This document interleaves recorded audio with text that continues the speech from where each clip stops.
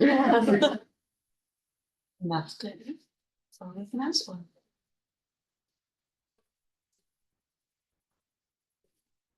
All right, let me call the March 6, 2025 meeting of the Gloucester Board of Health to order. It is roughly 5:35. We are in the Harbor Masters Conference Room. And the public is welcome to attend this meeting and any future meetings in person. However, it's also remotely available on a Zoom link. But please note that the in-person meeting will not be suspended or terminated if technological problems interrupt the remote connection.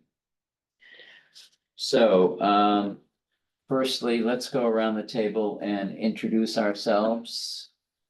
Starting, Can I just, oh, sorry. I don't know if Katie Heigl is Thor's partner or not, if that's Thor. Hey, Danielle. Oh, okay, sorry, because I don't know, we should probably continue. There's just somebody who's in as a Oh, guest. and I see Danielle is also with us. There you go. There you go. Hello. So Danielle, we're going around the room introducing ourselves. You can be first. Okay. Hi, everyone. I'm Danielle Larrabee, the admin assistant for the health department. Chelsea. Chelsea Goldstein Walsh, Regional Prevention Director. Gabrielle White, Assistant Health Director. Dominic Curley, Director. Joe Rosa, Chair. Eric Kaplan, Vice Chair. Karen George, board member. Marco Belzillo, board member. All right, the next item on the agenda is public oral communication. That's an opportunity for anyone in the public to talk on a non-agenda item for up to 3 minutes. So let me just go to attendees because I have, hi, Katie, I see you on the line and I don't know if you wanted to, add some comments. Can you hear me? Yes, we Yes. can. Hi, I am a nursing student and I am coming to the meeting for part of my service learning project. Oh, wonderful. Nice. Nice to meet you. Good. Welcome. I'm gonna put you back on mute, Katie. All All right, right. but there's nobody else beyond our staff Okay, on the line? good. The next item on the agenda is the approval of the January 23 septic review subcommittee meeting minutes. I move that we approve the January 23rd Board of Health Septic Review Subcommittee meeting minutes. I second that.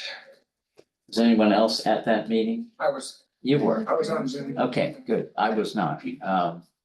So we can vote unless there are further changes to the minutes. Marco, yes. Karen, yes. Eric, yes.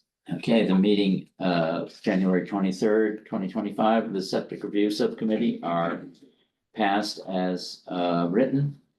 Next item on the agenda is the approval of the February 13th, 2025 Board of Health meeting minutes. I move that we approve the February 13th, 2025 Board of Health meeting minutes. I'll second. Any discussion, amendments, changes? I wasn't there for that, so. Okay, Sorry. I vote to approve. Eric, yes. Karen, yes. Okay, the meeting minutes of February 13th, 2025 are approved as written. And lastly is the approval of the February 20th, 2025 septic review subcommittee meeting minutes. I move that we approve those minutes as written. One second. I will second that, yes. Any changes, comments? No. Any votes? Marco, yes. Eric, yes. All right. So the next item on the agenda has been removed or Yes, suspended from the agenda, pending as a different approach is being pursued, and we may hear about it at a future meeting. What is that? 45 Atlantic Street. Camp Spindrift, outdoor pool. Not in this one. And the next item on the agenda concerns 173 Concord Street. That was originally an application of variance. However, they are in the process of, correct me if Yeah, I'm wrong, retesting. in the process of testing and generating some data that may or may not require further approval from the board, but they will report on their data at the next meeting, I presume. That's correct. So they have submitted all of the documentation that they're supposed to submit. There's a finding in the water sample that was irregular. They have mitigated that per the recommendation of their installer, and are going to be retesting. And the owner was checking in and decided to just withdraw for tonight to have that retest done. And then if all tests are within limits, we'd be bringing before the board a request to approve delivering a water supply certificate, which is required by our regulations. Right. And at that point, we would recommend that you approve that because all things are in compliance. Right now, there's these small items that she has to readdress, which she's going to be doing with the retesting as a So- result of putting in a filter. So it has been removed from That's correct. from this meeting without prejudice. I mean, there's just data to be generated. Any other comments on that? I don't think there should be, right? So we're down to the health director's report. Okay, so a few items for today. One is to, give you a quick update on where we stand with septic regulations. We have 4 outstanding items right now. Thor is not with us tonight, but we do have the shortlisting some concerns about our definitions on borders to the ACEC, the way that we are providing convenience in describing water resources and referring to our local ordinances as correlated to that versus perhaps referring to a greater state level document and simplifying things for the designers. That came back as feedback from some of them.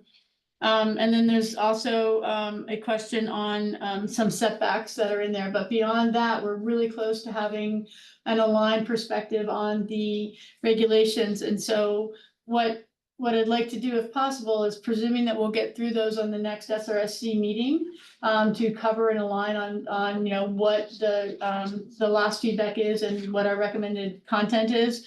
We would move right after that point to move towards posting notice, which we have to do via newspaper, an announcement that we're going to be hearing on our regulations. And then 10 days from that point, which would be off cycle, we would have a hearing. And to date, what we've done is briefed all of our installers and our designers on this, who are big consumers of this content, of course. Of course, when we post the announcement of the regulations, we would also have the availability of the reg for people to review. And then we hold a hearing on that and figure out how, based on any testimony to the counter, whether you all want to approve it. So that would be a special meeting? That or- would be a special meeting, Yeah, yes, right. yeah. So be aware.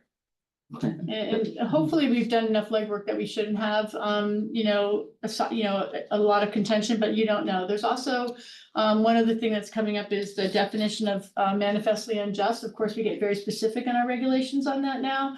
So there's been, and there has been pushback even from our enforcement of our current regulations, which, we're not really changing the definition from our old regulations. We're just making it clearer. And so there continues to be concern about that. So that I guess would be the 4th issue to bring up. But if we conquer all those in the next SRSC, we should be fairly aligned. What I thought was going to be a 2-month process has been a 5-month process, which, by the way, Gabby completely predicted that it was going to be a 5-month process. So that is where the experience in public health is helpful, for sure. The other thing I wanted to catch up on is our fees are in final order, and I know we've been talking about them a lot and saying that we have a process and an approach, but we now have a completed perspective looking across utilization for what it takes us to do our job, you know, what other towns are doing, what we believe it takes, and we think that we've come to a place where, you know, those are, we're in really good shape to have nice, fair fees. They are a change.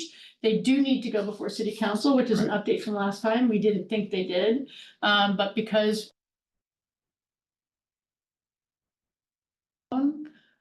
fees, and because the state says, based on your city and town guidelines, you may set your fees, we're sort of in limbo land. So we are gonna do the conservative thing, which is to bring our fees before the city council. And we're gonna be bringing the rental regulation, which we've already spoken several times with you about, going from $90 to $30 and moving from a inspection-based certificate to a registry-based fee. So that fee change will be before the city council shortly. And when they give that the nod, we would then move to our regulation change, which would support the same. And all hopefully have done in time for April 1st, which is when the new short-term rental laws go into effect. And the reason that that's important is because we're going to cook in from a technology standpoint so that the landlord has the ability to come in and do all the things they have to do in one portal rather than bounce around to different groups. So there's some, you know, some good logistics that have to unfold, but I think we're in good shape. What we also received guidance from the administration is that we separate out our fee submissions into pods. So we'll do food on one meeting, and then we'll do rental as a separate thing. We can submit them all at once, but they want them as sort of separate pockets of content because they're. The city council The does. city council does, yeah, so that we can make sure that if we go quickly, that's great, but if for any reason we have to table something because they want to dive in more deeply to the why of something, we're breaking it up into those big buckets. So we'll start with septic because of course fees are taken out of, I'm pointing at this because it's about this thick. Our fees are taken out of our current regulations and we refer to a fee table.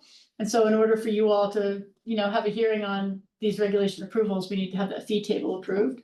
Right. So septic will come up right after short-term rental, and after that we'll do food. And then after that, we will go directly into all other, which are this, you know, very general categories. Right. So, and I will distribute that again, the content for the same to all of you. And I guess what I would love a vote on is that, you know, do you want to see each one of them and vote? Or have you, because you've already voted on our approach before, or do you want to just be informed? You know, do you want to make a decision on each one, or do you want to be informed? I would love for you all to So what's make a the sense decision of on that. of the board? Do you want to vote individually on each set of fee increases or changes?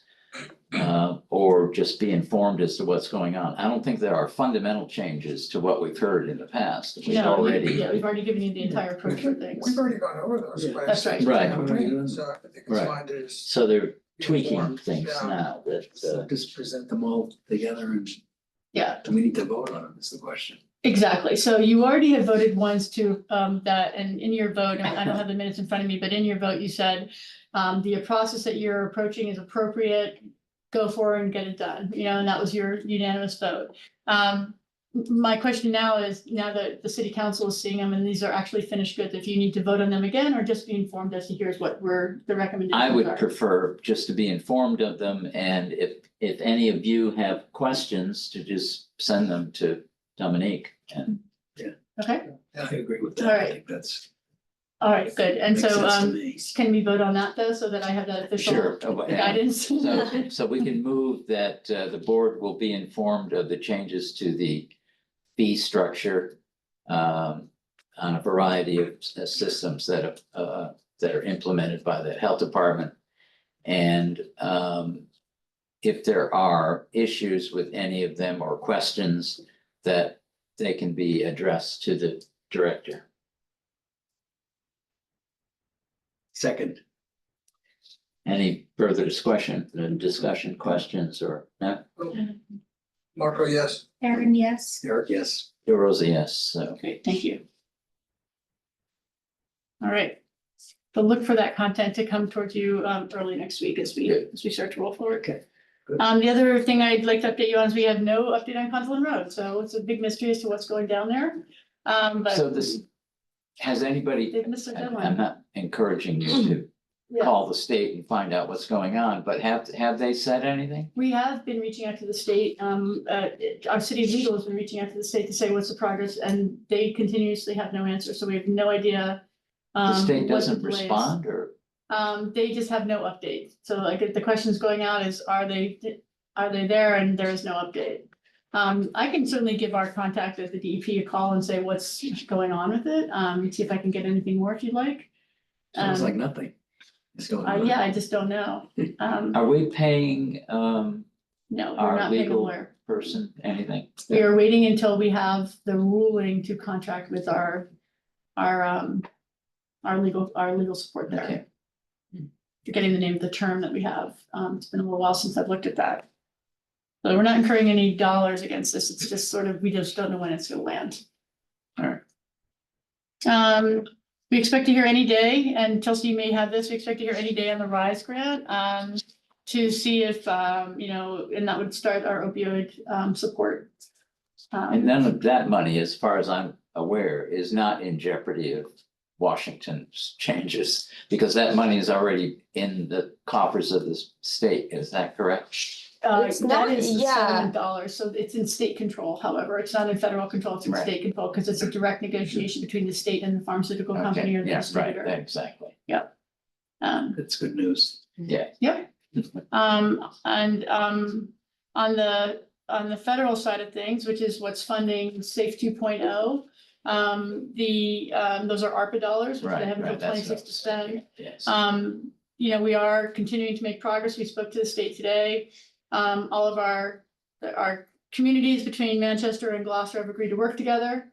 Our municipalities have agreed to set, contracts up with the state to say we can receive dollars and we'll treat them properly because it is a federal program. So the next move is that the state is going to release shortly an RFP for the continuation of public health excellence. And then we have to respond to that to say, based on this RFP, here's what we're gonna do. And just as a reminder, SAFE 2.0 is now law. Governor Healy signed it into law and gave funding connected to it via this method. There are several initiatives that are being brought into place, ensuring that we have quality staff, quality procedures, quality process.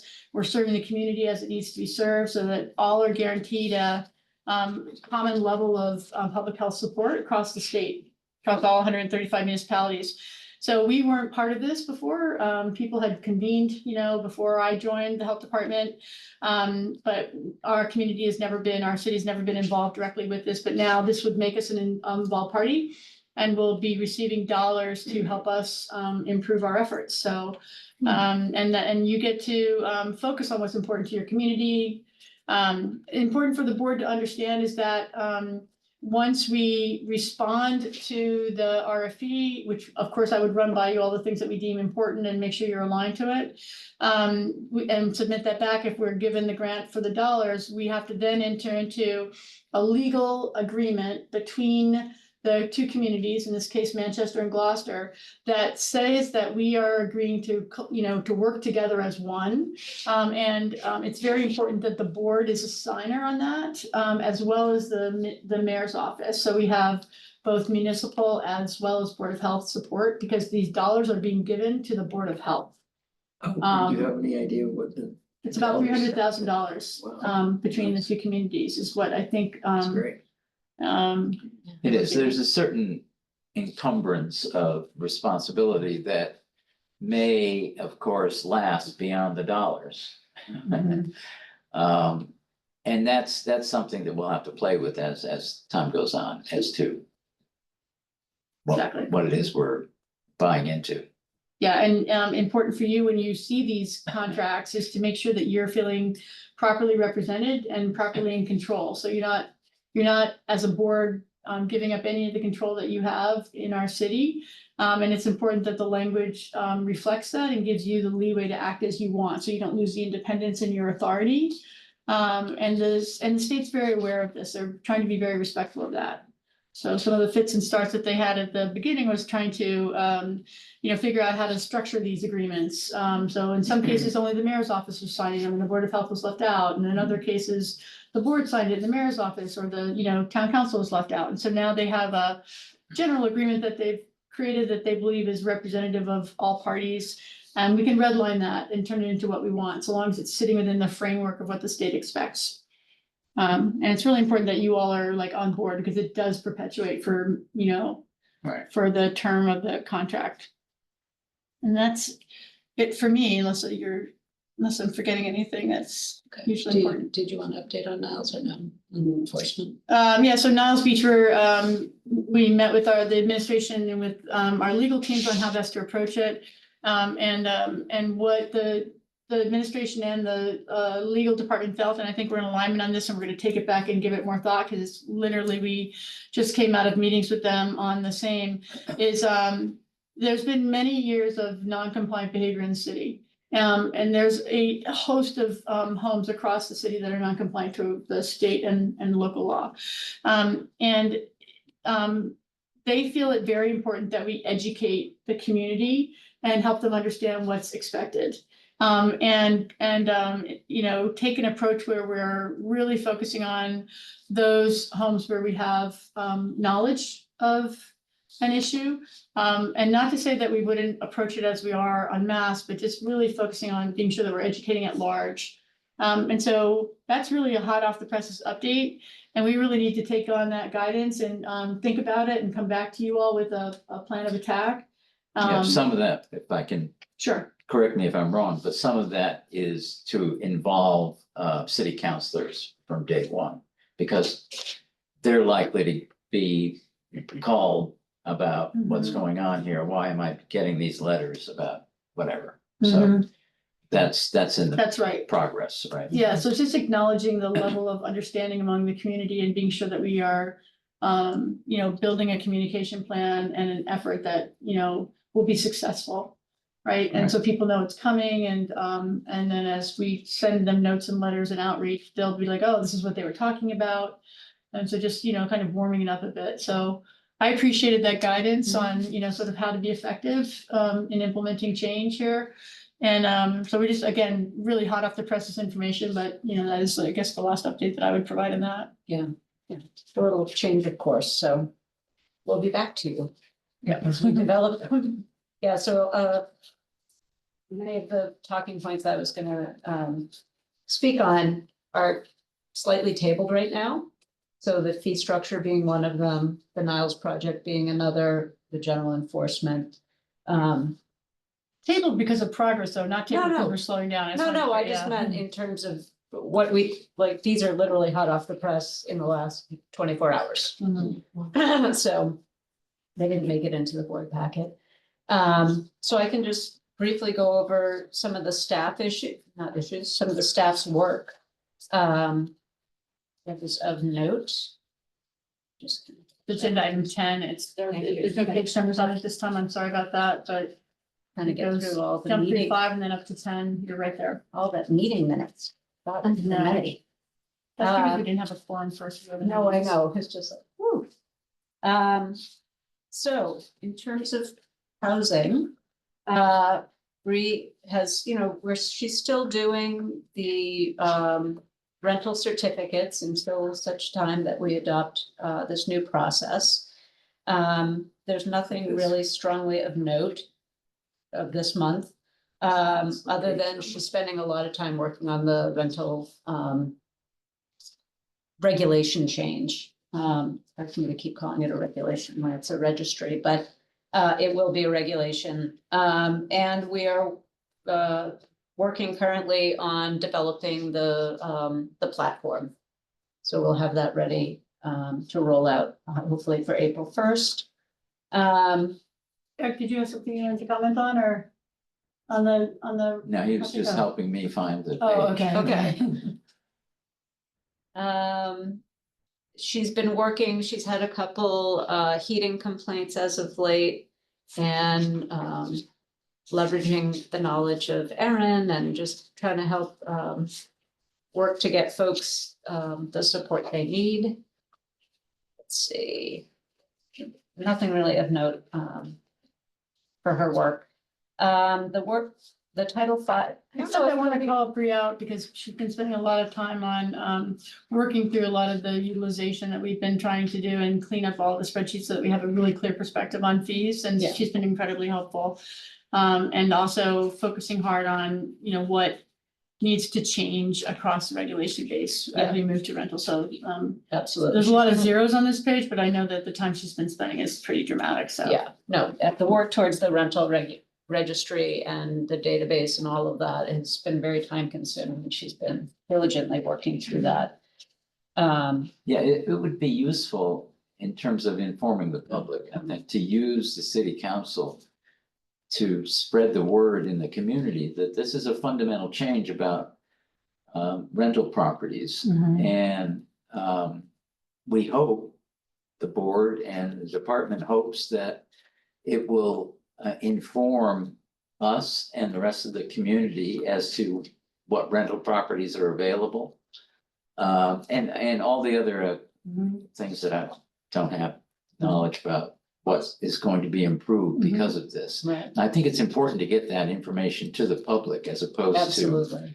responding to a complaint by saying, oh, but this is. Yeah. Yeah, there'll be a better now." huge public rollout. I think our current plan is to paper mail out to every property across the city, because we don't really have good data on who's renting their properties, No, of especially with course. short-term Exactly, Airbnb. so that's one of the So we're things that just gonna should be blanket fixed. all the way across the city, you know, use every other form of communication. Use the city councilors. Yeah, And it's gonna benefit the city because we'll be able to track not just who's renting, but what type of rentals there are and Yeah. whether that changes over time. So they'll have the option of putting, you know, check all that apply. You're doing yearly rental, you're doing seasonal, you're doing short-term or mixtures there. Yeah. And then over time, we'll be able to capture whether that's changing.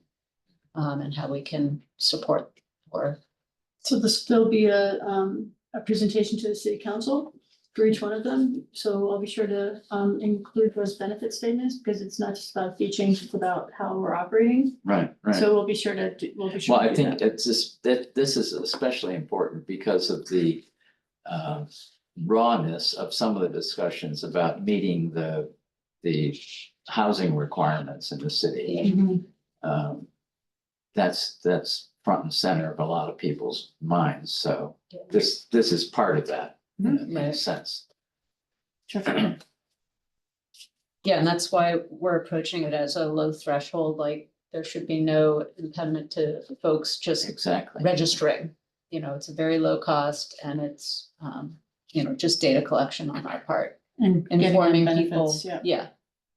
What benefits are available, how they can leverage grants and things to fix up their apartments. So I think it's gonna be great. I don't know if Cody's on. Yes, but you can go ahead because he was Okay. only on just for a while, but. Okay. Great, so I'll just give, we're still working towards a solution for one bond. Which reminder, transfer station The next to one- the wetlands. Sorry, Yeah, just I like thought getting everyone, sure everyone I thought knows, everyone yeah. knew. That one bond transfer station still has not installed the containment system, but their current plan is to do so by March 14th. Are they reporting better than? Yeah, I mean, Cody's Yeah, still, so I am here, sorry. They are reporting, their reports have been like they issued stuff at the end of the month. And I didn't have to ask them for like an update basically on the system because of weather. They kind of like were like, look, this is what we're working on. I've stopped out there twice this week, just on kind of random inspections to see what's going on, as I'm doing drive-bys for other inspections. And they're actively working on cleaning out the tanks. One of the tanks is empty at the moment. The septic tank is totally empty, it looks like. And the grease trap tank is empty of at least liquid. It still has solids in it at the moment. So 2/3 of that is empty, and the middle third, they're still working on it. They have like kind of a truck there basically specifically for cleaning those tanks out. So I Did think they it's have just, to- Go ahead. Cody, did it have to be empty for them to install the protection? Containment. Yeah, so part of the installation of the system is basically making sure that they do a full tank inspection so that they can look at the inside of the tank and the outside of the tank. And so that's part of it, and they can't move the tanks. The tanks aren't able to be moved unless they're emptied. Right. So they have to be kind of emptied out, and so they're kind of doing a twofold where they're emptying the tanks and cleaning them so they can document the condition of the tank, both inside and out, so they can ensure that it's structurally sound. And then they'll install that containment device, basically roll those tanks back on top of the containment device, with them being empty. Right, right. Good, thank you. Cody, while we have you, do you want to speak to your data? I mean, I don't have it sitting right in front of me, but basically, yeah, I mean, we're getting caught up on our design plans. As far as outstanding ones, we really only have one. There's a couple more in progress because we have 3 applicants there that are working with lawyers now to make the argument for manifestly unjust because they're adding flow to an existing structure. And so 2 of those projects have asked for 60-day extensions, which, or so I've granted them a 60-day extension basically. So that we're not required to, typically we're supposed to be required to hear their variances within 45 days, by state code. And so we'll have a couple of plans in progress, that will probably kind of take a little while to kind of resolve, if you will. The big cluster development that's on Concord Street, we're working on basically issuing their approval letter, with the condition of bottom of bed inspection, prior to issuing of foundation permits. So they submitted their final plan, about a week, about a week and a half ago. Our outside consultants, both took a look at it and are happy with it. And so we're just in the process of drafting that letter up and basically hope to get that out tomorrow. So that big cluster development is approved for their septic system. But that's basically for our numbers. We're getting a flurry of kind of construction permits starting to get pulled here, so I think it's going to be a busy spring. That's about all I've got. Yeah, and I know, like today, for example, 3 order letters went out to correct component issues that were identified through either O&Ms or pump out records. So we've been steadfastly grabbing those and setting dates to make sure that they get attended to. All right, moving on to food. Yes, moving on to food. Sophia is, pretty steady in her workload, trying to manage 30 new inspections a month on average. The lag you see in the in-process are waiting on the operators to correct violations within the allowable time frame. So she can't finish out the inspection until they do that. And 2 things of note is we've been getting a lot of plan reviews in for new establishments, and similar to septic, applications coming in without all of the required all the required components so that we can actually do the review process. And like septic, they have 45, the food establishment, we have 30 days. So she's been very diligent about communicating that back to the applicant, that their application is not complete and so that review process will not start until everything gets delivered. Do you have a sense of what fraction of the new applications are people new to food service? I would say probably half of them are new. The So like this checklist should help folks. A lot of times people go into the food business and don't think they need to hire professional people to support them, and that is what we always encourage them to do. Just like you hire an architect or a builder, you know, you hire professional folks to help you in an area that you don't have expertise in. So, you know, we've referred a couple people to known food service folks who could help them. We can't direct them to do it. I mean, we can't suggest a specific person. But I think that these, you know, just being really consistent and not allowing an application to be considered in-house until it's actually complete, because we'll get dribs and drabs of material over the course of, you know, there was one, I think it took 6 months to get all of the material, and while it's just sitting on the desk waiting for the rest of it. So there's a bunch of folks. Are any of the newbies to the business, are they sufficiently naive that they're saying, well, this place has been operating, serving the public, therefore why do we have to do anything? Yeah, there's definitely that.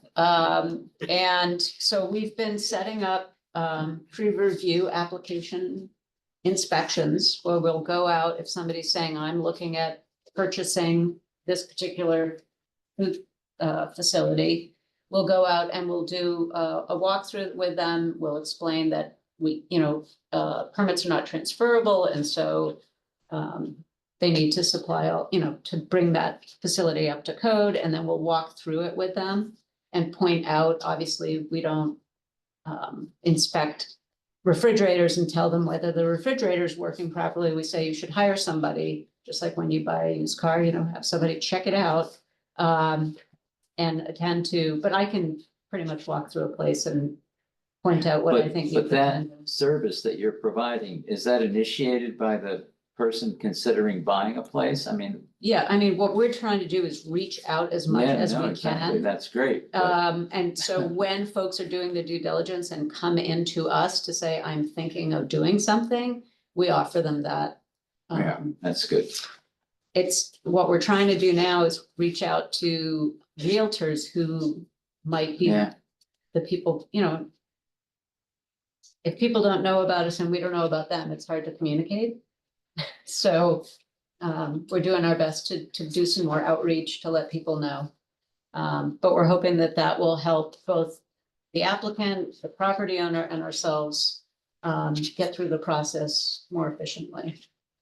And no surprises. We don't Yeah, have and surprises. unfortunately, there's nothing in the law, no regulation that says that a person buying a facility or taking over a facility has to inform the city, inform the department that they're doing this, and therefore they get knowledge about what has to happen. And Well, the applicant, you know, as soon as they come to apply for something, the rule, you know, the food code states you must right, do these but things, but how would they know that? Just by, Yeah, you know, it would be great if there was no wrong doors in this situation, meaning no matter who they spoke to, whether it was a real estate agent, a property owner, right, the city, anywhere in the city, that everyone would have the same message. And so we are tasked with how do we get that information out? no, exactly. And that's what I was saying. It's unfortunate that there is no obligatory process where you're gonna find out. I mean, what I'm thinking is that there are lots of people, you've told these stories where people buy places and they find out that it's not functional right now. You've got to fix a whole bunch of things. Right.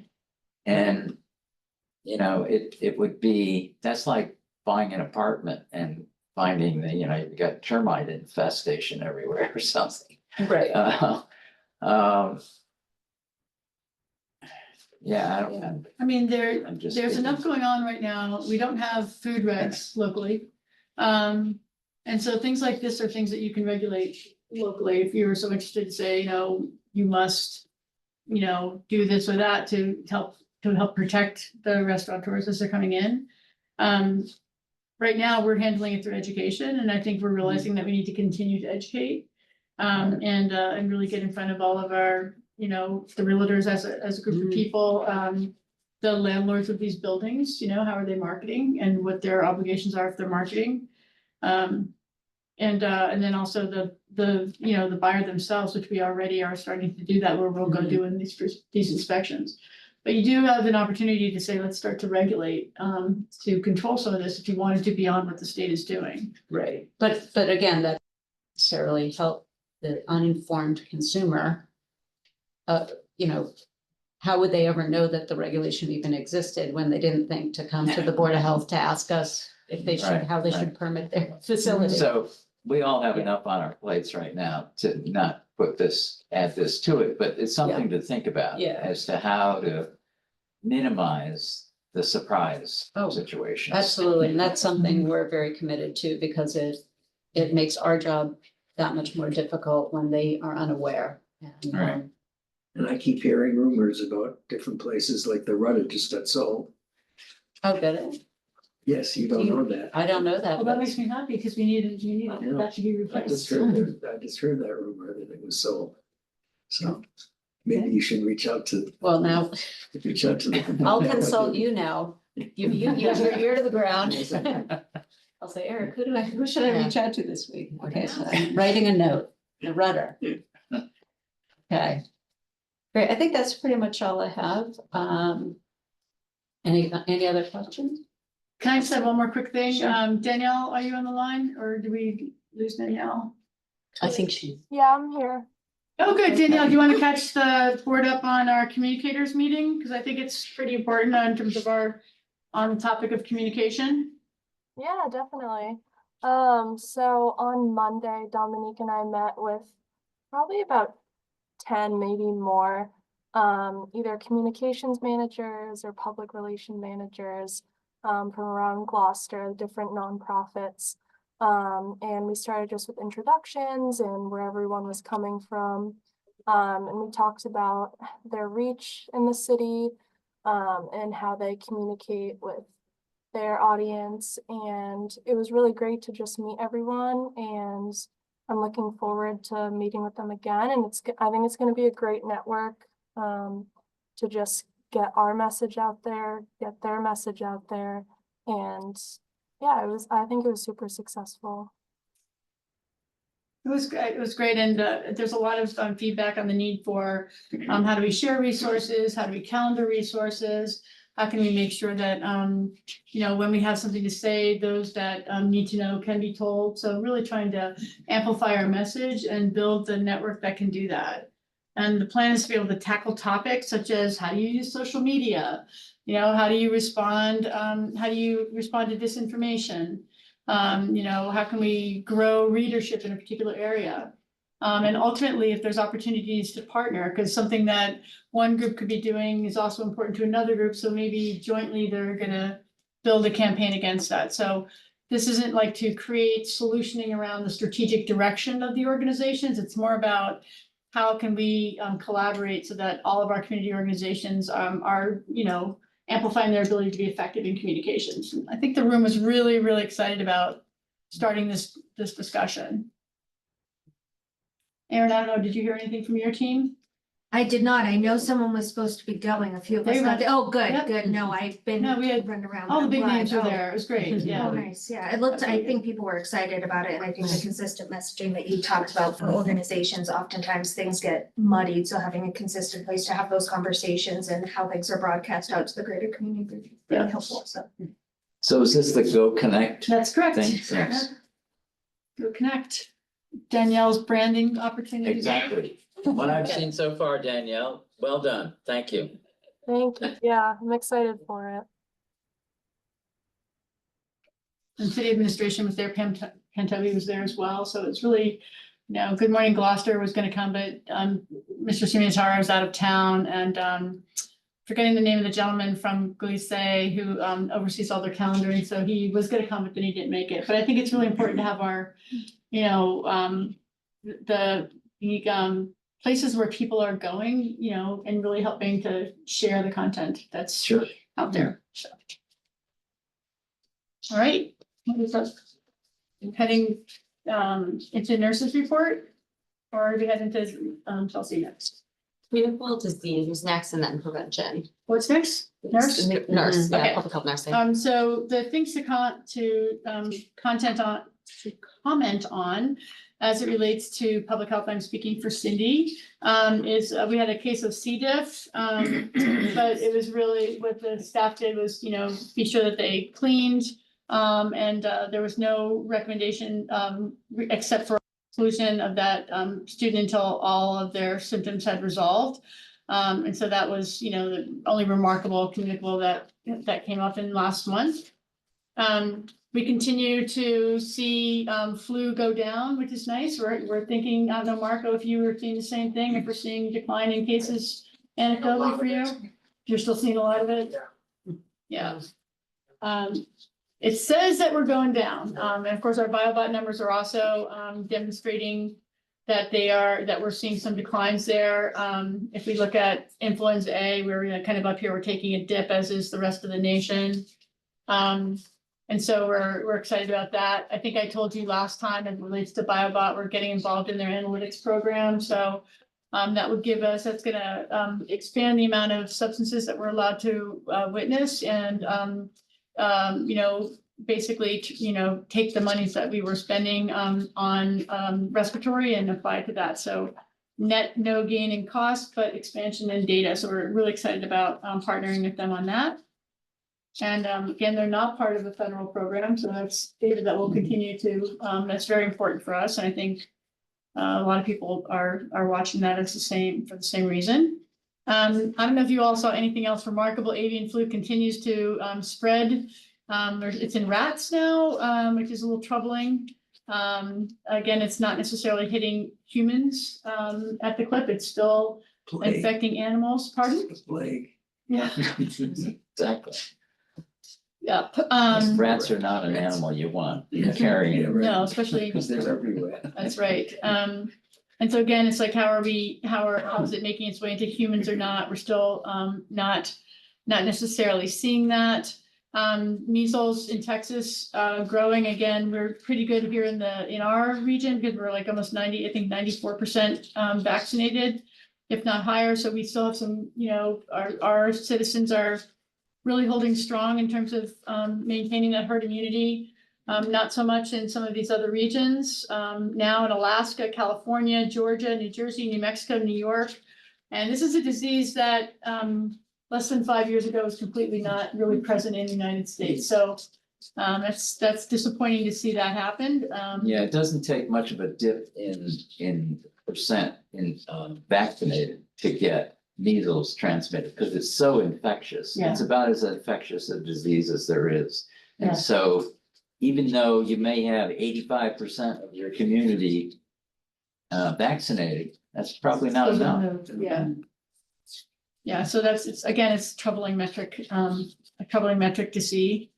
And I don't know, our vaccine clinics, Cindy's now giving back some of the flu vaccines because we've pretty much done all of our vaccinations at this point, and we're contracting for the next round of them. So I don't know if there's any other questions on the public health nursing side of things. Oh, one other, not fun fact, actually super important. Yesterday, Cindy and I attended a half-day workshop as part of the public health emergency planning framework, and this is the next round of contracting. So they finished the first one, and now they're heading into the next one. And I'm really excited to say that they're really focusing on training and knowledge on how to respond to incidences. And we had a first blush of that yesterday. I'll send out the document that they gave to us. Sobering, actually, to hear how much the public health department is accountable for during a public health emergency. It's not just a communicable disease moment. It's, anything that happens en masse, instantly there are public health concerns, and our role as our accountability, which was communicated to us yesterday, our accountability in making sure these things are done a certain way, or that we have a plan to solve for it.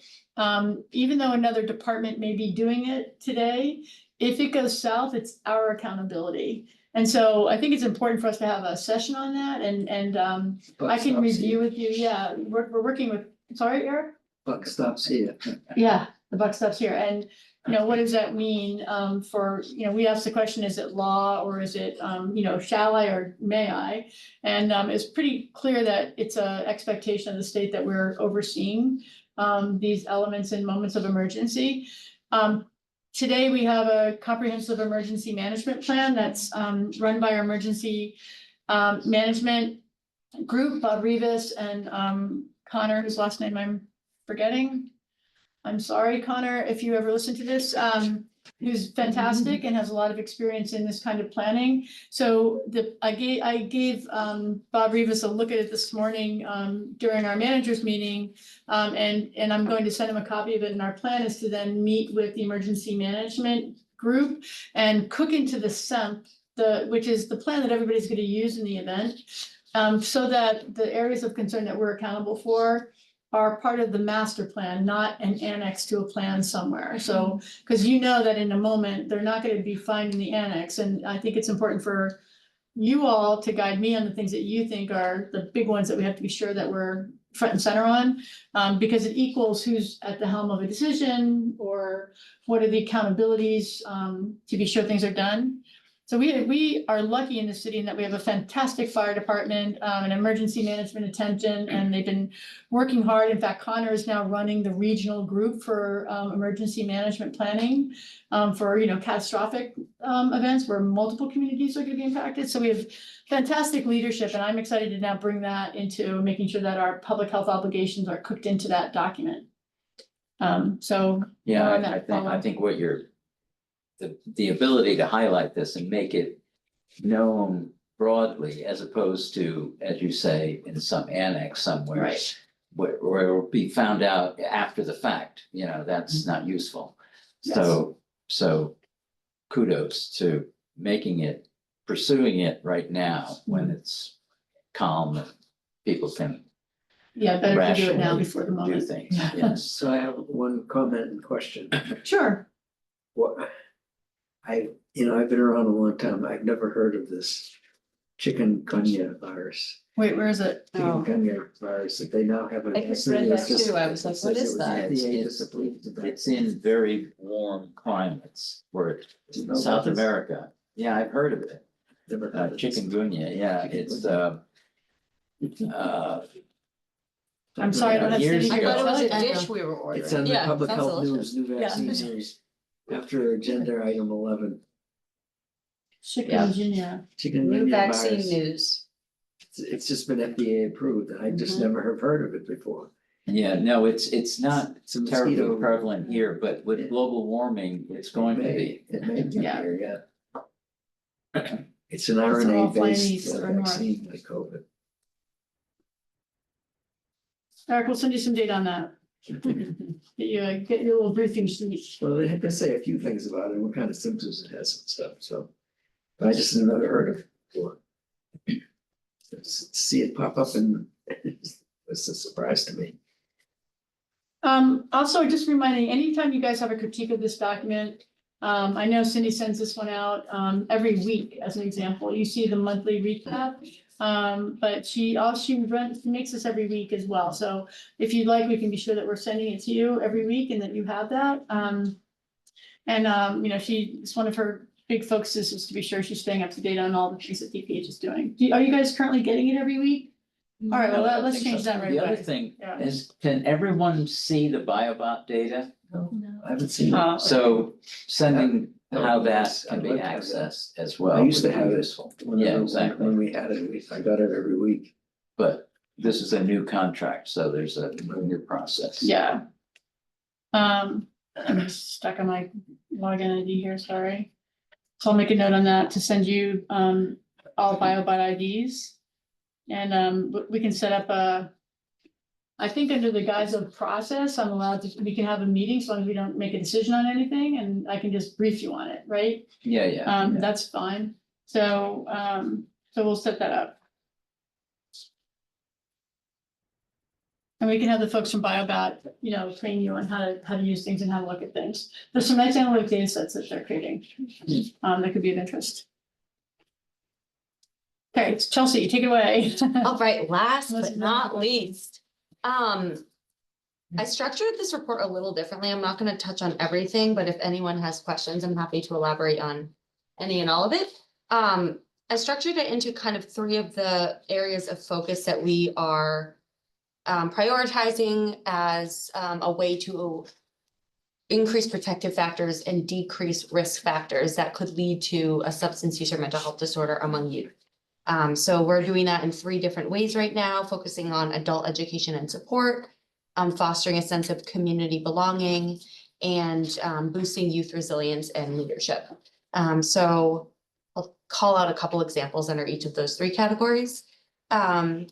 In terms of adult education and support, we are starting a parent advisory council in Gloucester to increase parent input into the initiatives that we're looking to implement in the community. We want more parent voice. So we had our first kickoff meeting on Wednesday, February 26th, and intend to continue that. And are always looking for new interested parties. So if anybody is aware of a parent of a youth, either who's currently a school age youth or somebody who's graduated, but you know, is in the community and really cares, we'd love to have them be a part of it. You have a question, Joe? No, I wasn't, you read my mind. I know, I was like, you Wasn't look like you're actually- thinking. What I was thinking was, to what extent can you reach out to non-English speaking? Great question. Parents. We created a flyer. We did have it translated into Spanish and Brazilian Portuguese. Very grateful to Christine Castle from the Gloucester Public Schools for helping us with that translation, with her staff. Our first meeting had English speakers at it. We realized we're gonna have to come up with a plan for the language line if and when, and we hope there are, parents who come who speak different languages. We want to make sure we have the language capacity to have those conversations as part of the meeting. We did meet on Zoom. So one way of perhaps encouraging those people being the people that non-English speakers, Yeah, is through the churches. yes, that's a And great so it idea. might be, I'm saying this not knowing the right path to take, but for instance, go to Our Lady of Good Voyage Church, where a lot of Portuguese families go, Mm, and talk to the minister there, whoever the priest is. And someone who's on the Gloucester Education Foundation board might be able to help. She is originally Brazilian and goes to that church, and she's very plugged into the Brazilian that's a great idea. community. I can ask let me Emily write Siegel. something down. I know Emily Siegel from Gloucester Education Yeah, Foundation. yeah, I can ask her. Mhm. Or if you know directly, Joe, that's a great idea. That's been recommended for leveraging the relationships of the faith-based community and reaching Yeah, different subpopulations in the community's been, the other thing Very that I effective. have no idea how to reach it, but actually this person I'm gonna put you in contact with may well be able to, is that I never knew, but there are people listen to Brazilian or Spanish Mhm. radio, you know? yeah, I've heard that, yes. So promoting it on that. Yeah, is- that would be, Yeah. yeah, Exactly. easy way to go, yeah. Yeah, why not go to where they're at? Danielle, fish where the fish are.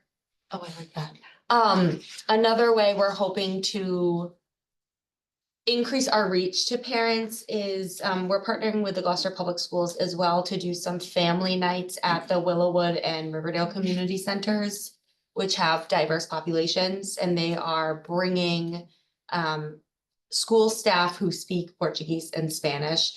Their goal, from the school's perspective, is to build relationships with families so that they're seen as a resource rather than like an enforcer, particularly when it comes to issues of attendance at school. They want to be seen as like, we're here to help you and support you, connect you to resources, not to punish you if your child has chronic absenteeism issue. We want to solve the problem Right. collaboratively. For us, our goal in partnering with them is to increase our reach and build trust with families, particularly with families who speak English as a second language.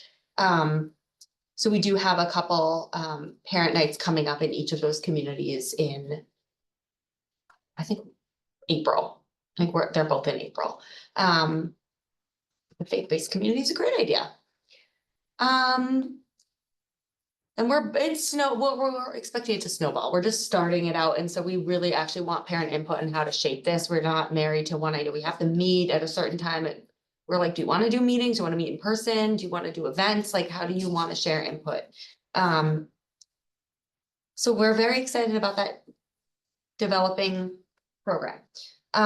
We also have partnered with the Gloucester Public Schools to do a family and community speaker series. We started that last year. We're continuing that. We had a speaker in the fall. We have one coming up next Tuesday, March 11th. Caleb Joseph is coming to speak. He's a former college athlete who struggled with mental health and substance use challenges and got the support he needed, and now speaks about his experience. The schools are requiring that student athletes attend with their parents to reach athletic population, but it's open to all. It's free. There'll be a resource fair at 5 o'clock, and the presentation starts at 6 o'clock, and that's at Gloucester High School. So you're all welcome. We'd love to have you there. I know Action is going to have a table as one of the organizations. Are you going to be there? I didn't know about it. They only sometimes invite me to things, so I might have to see what's. Well, you're going on. welcome. We'd love to see you there. So we have, I think, 14 organizations coming to share their resources with attendees. Let's call out in terms of community belonging. We are, through our prevention and early childhood grant, which focuses on 4th and 5th graders, like 9 to 11-year-olds. We're hosting a series of free workshops in partnership with the Community Impact Unit and Haven Art Haven, hosting workshops at each of the elementary schools and at the middle school for kids to participate in a community art project where they can create something that will be used in a larger collective display to offer opportunities to connect with one another, to express themselves, and to have fun in a barrier-free environment. So we've had 2 so far. It's been super cute. We had an event at Plum Cove and an event at East Vets, and at both schools, the kids are like, when are you coming back? When can we do this again? So it was really fun. So we're going to be going to Beeman and West Parish later this month, and then O'Malley Middle School next month. And let's see. Another way we're fostering belonging in the community is we're really doing a lot of promotion about the importance of trusted, caring adults in young people's lives, both in the home and outside the home, knowing that having a trusted adult in and out of the home is a huge protective factor. Research shows that there's a statistically significant decrease in risk for developing a substance use disorder or mental health disorder if you have that support network. So we are really trying to foster that and empower the adults in young people's lives to understand the positive impact they're having, whether that be a parent or a custodian or a hall monitor or a camp counselor. So we're going to be in the newspaper next week. Keep your eyes out, Gloucester Daily Times and the Salem News. Next week, we have a trusted adult video. I've talked about it a bunch, where kids talk about the qualities they look for in a trusted adult. Ethan Foreman from the Gloucester Daily Times interviewed one of our Gloucester youth leaders yesterday in the middle school about her perspective on this campaign. So that will be rolling out, and then we're moving into phase 2 of that campaign, where we are encouraging young people to nominate a trusted adult in their lives, and we'll be presenting those adults with a certificate. And we'll be inviting some of those adults to be interviewed themselves about their role as a caring, supportive adult in the community. So we're really excited. It's up on our website, regionalyouthpreventionnetwork.org. It will be in the newspaper. And we'll be working directly with the schools to spread that nomination form to students and encourage them to fill it out. We've already gotten a bunch, and David Tucker has been nominated multiple times already, which is not a surprise at all. Let's see. Okay, so in terms of our third kind of pillar that we're focusing on right now, in building resilience and leadership skills among our youth, we have very active youth leadership councils. Our high school Gloucester Youth Leadership Group has written scripts for PSAs around alcohol use prevention for youth, and they will be filming those videos next week with the Ipswich Cable Access Media Station is going to come in and do the filming for them. We have our middle school Gloucester Youth Leadership Council who created posters around vaping prevention because they identified that as a major issue in O'Malley Middle School. They met with the principal to ask permission to hang the flyers. And that was a really big deal for them because they had the experience of planning and preparing for this meeting with the school administrator and how to conduct that meeting. And they did a great job. Was that today? That was a few weeks ago, because he then I met with him today Okay. about the community artwork project and scheduling a date. They met with him a few weeks ago and he gave the okay. And so it was mid-February. So they hung the posters at the middle school that they designed. And our middle school group is very active there. And a lot of them are in the school play. So if anyone's free this weekend, the Descendants at O'Malley Middle School. You can see a lot of our youth leaders. A lot of people are saying great things about it. I'm gonna go. I want to go too. Yeah. David and I are going on Saturday. Oh, you are? Yeah, we're gonna cheer our leaders on. Almost lastly, sorry. Our North Shore Youth Leaders, which is our regional group. It's our regional high school group. They've identified mental health as an issue that they really want to focus on. So our kids love making videos. So this youth group also wrote scripts and just acted in 2 PSAs around the importance of getting support and raising up mental health as equally as important as physical health. So like we want to, if you get an injury, you want to take care of your physical health. But if you are struggling with your mental health, that's just as important. You want to get that support as well. So that is being filmed, or actually it was filmed, it's being edited now. And they were great. We had 4 communities represented in those videos. Lastly, we are very excited to report that we were just awarded for another 2.5 years for our prevention and early childhood grant, which is funding some of the work with the collective community art in the elementary and middle school, and a lot of our work with the housing authorities. So it's $150,000 a year for 2.5 years. And that's a continuation of the work we've been doing. Lacey Natty was the driver of that application. She worked really hard on that application and was very successful, and is now going to be leading the charge, implementing the programming for that. And yeah. Sorry, did you say that that's just for Gloucester or is that the regional group? Interestingly, it has been regional up until this round of funding. And for this round of funding, they wanted us to focus on Gloucester specifically. So the funding will be used to implement programming in Gloucester, but because we have a regional coalition, any learnings, any materials, any resources and data that comes out of these efforts will be shared regionally so that our community partners can implement and, kind of learn from what we're doing. Sure. Yeah. So we just won't be spending the dollars in other communities. Our other state grant, our MassCall 3B grant, is regional across 7 communities, and that's focused on middle and high school age youth. Other than that, I put a lot more in here, but those were the highlights I wanted to call out, and that my team wanted me to call out too. I asked them, like, what do you want me to highlight? So that was what we as a team felt was kind of the most relevant updates for now. Great, lots of stuff going on. You're amazing. We're sprinting. We are full speed all the time. I keep getting emails or some news about a school for mental health and opioid addiction in kids. Yeah. And I, North Shore Recovery High School. yes, Yeah, I saw that newspaper article. yeah, I just, I don't know if you were involved with that at all. We have we definitely work with them. We know Michelle Lipinski. We've done a site visit there. We've had staff from that high school on our coalition at our meetings. I don't have any insider information. I think the community really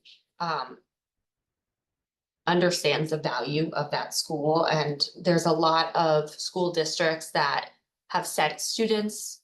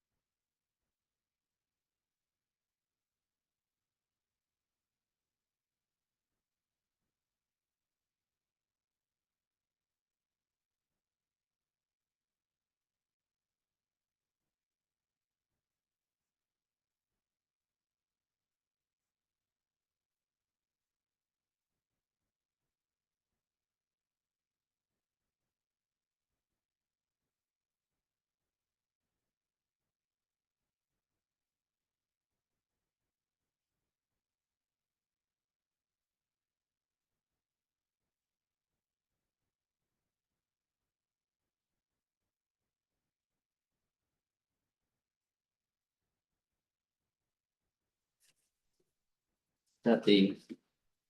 Yes. That's the end. I'm End of always the the end. agenda. Concerns for the board, any issues? The usual worries about the federal government, how it's gonna affect us.